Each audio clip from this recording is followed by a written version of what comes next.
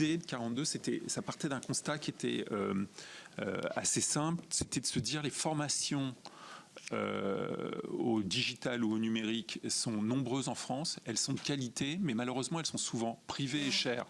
C'est-à-dire que ce sont des écoles plutôt bonnes qui apprennent le code informatique, mais dont la scolarité coûte une dizaine de milliers d'euros par an, et donc n'est accessible qu'à quelques pourcents des Français. Et c'est un énorme succès puisque les jeunes qui sortent de cette école ont tous des salaires significatifs, autour de 40 000 euros.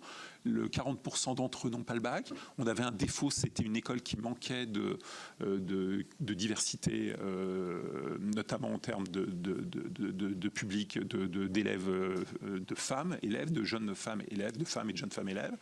Maintenant, l'école est dirigée par une femme, donc ça a permis de monter entre 30 et 40% le nombre de femmes présentes dans l'école.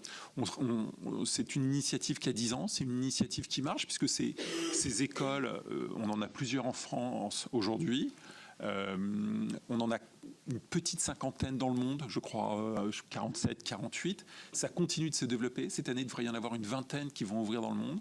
C'est un peu moins de 20 000 élèves dans le monde qui aujourd'hui apprennent avec cette pédagogie différente, sont formés. Ce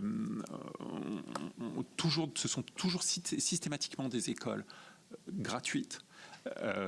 Et c'est environ une scolarité qui dure 3 ans et dont l'entrée est basée sur des choses qui sont des critères qui permettent d'accepter tout le monde. En fait, c'est deux éléments. Un premier élément, c'est est-ce qu'on est logique? Et ça, c'est vraiment l'ADN de nos parents. Est-ce qu'ils ont eu la gentillesse de nous donner cette chance d'être logique? Et puis le deuxième critère, c'est est-ce que j'ai envie de faire cette école? Est-ce que j'ai envie de bosser et d'apprendre? Et ce sont les deux seuls critères, les deux seules choses que l'on demande à nos élèves.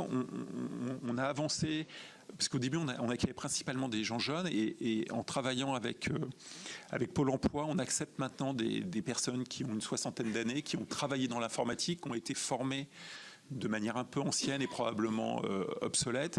Et quand on les reprend, qui sont des gens que généralement dont on pense que le retour au travail est impossible, et on voit que ça marche. Et donc on continue de développer plein d'initiatives en essayant de se dire comment on est capable, avec cette école, d'apporter ou de permettre à tout le monde d'avoir